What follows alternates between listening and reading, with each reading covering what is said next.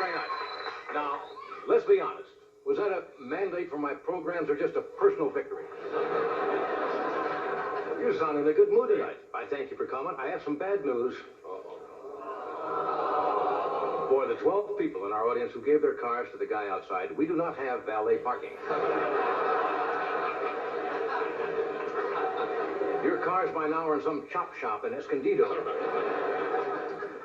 Well, it's tough to have things to talk about now that the election is over. They're still whooping it up in Burbank. Look, anytime a 73-year-old has a big night, they whoop it up in Burbank. I like Mr. Mondale, and I thought he was very graceful the other night in his concession speech. He really was. That was really very stylish, but he admitted yesterday to the papers, you probably read it. Mondale said, "I never warmed up to television." That's about the understatement of the year. That's like the captain of the Titanic saying, "You know, I never warmed up to ice." I have a feeling Walter Mondale knew he was going to lose.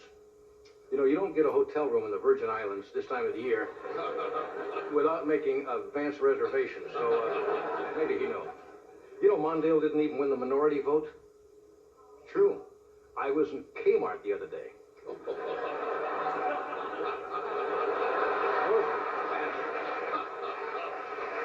And the store announcer was saying, "Attention, Reagan supporters," you know. Oh, that didn't work at all. They have to hear you. What? They have to hear you. That's probably true. That's what I did that way. And I guess the actual swearing-in ceremony is January the 20th, isn't that right? Yes. You know when Reagan heard he's going to be sworn in January 20th, what he said? He said, "Well, that's great. That means I get the next 2 months off."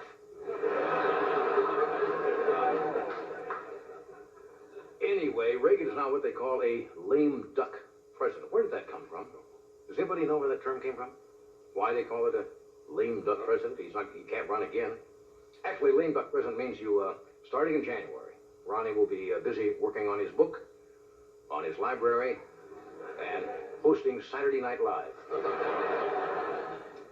Would you believe that the bookmakers in England are already taking odds on who will be the nominee in the next 4 years in this country? Yeah, for example, they're giving Gary Hart and George Bush 3-to-1 odds. They will be the nominee for president in 1988. Edward Kennedy is listed at 30-to-1, 4-to-1. And Robert Redford, who was in the paper, is 33-to-1. Somebody said, "Well, look, would you have thought 20 years ago an actor would be president of the United States?" Robert Redford. Let me take my own poll. How many of you would vote for another actor? All right. How many of you would vote for Robert Redford?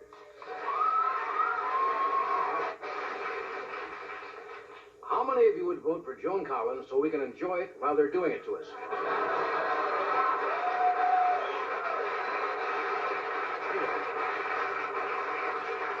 For some reason, right after the president was reelected, the stock market went up, and then it kind of dipped today for some reason. I guess people are nervous about the stock market. Are you in the stock market? A little bit, yes. Oh, really? Well, you have something left.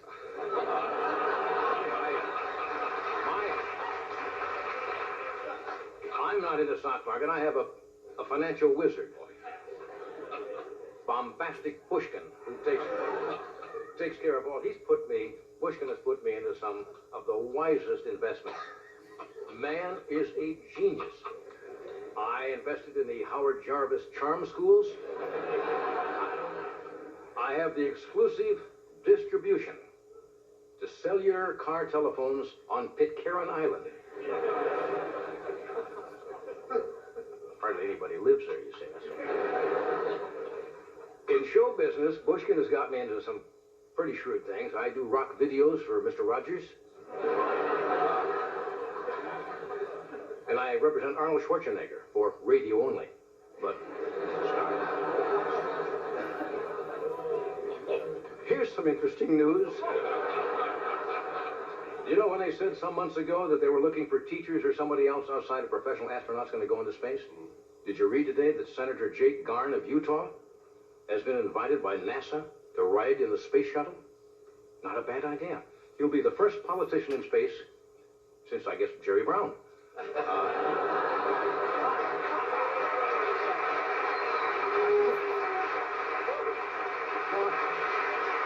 I think that's something the whole country can get behind, shooting politicians into outer space. Now we're talking.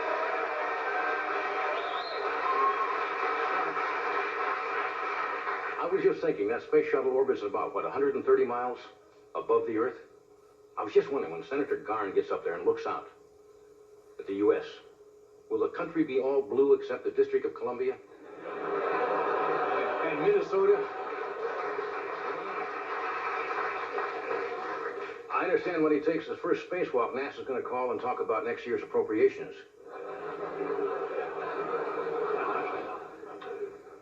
NASA has also announced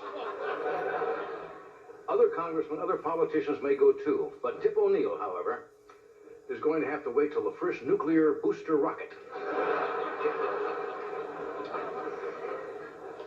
Interesting bit of foreign news. I try to cover everything here. You may have read this, and you may not. That's why I tell you about it first, because if you don't know about it, then the joke makes no sense at all. Defense minister in Russia, that's the big country. Defense Minister Dmitry, they don't pronounce it Ustinov, they pronounce it Ustonov, did not appear in Red Square to review the troops. You know what the official explanation of the Kremlin was? He has a cold. You know what that means? Services will be held Saturday. I guess the first lottery starts in California in about 6 months, so that they legalized gambling out here in California. We have had legalized gambling in a way for some time. It's called giving your luggage to the airlines. Let's see. Moving from the international news, Joe Namath, the great quarterback of the Jets, finally did it. Did you read the paper? He's 41. He's going to get married for the first time. Yeah. She's an actress, 22 years old. 41, he's been holding out for a long time. I think this is one time Joe won't mind being sacked.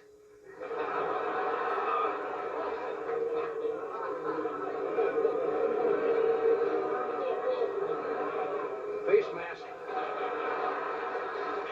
Okay, you're in a good mood. We got a good show for you tonight. We have a lovely young lady who is on a show called Aftermath. Rosalind Chow is with us tonight. We have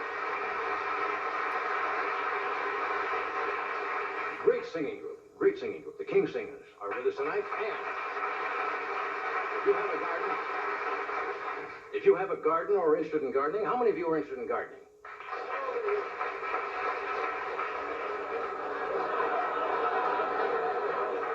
I think they closed your fields.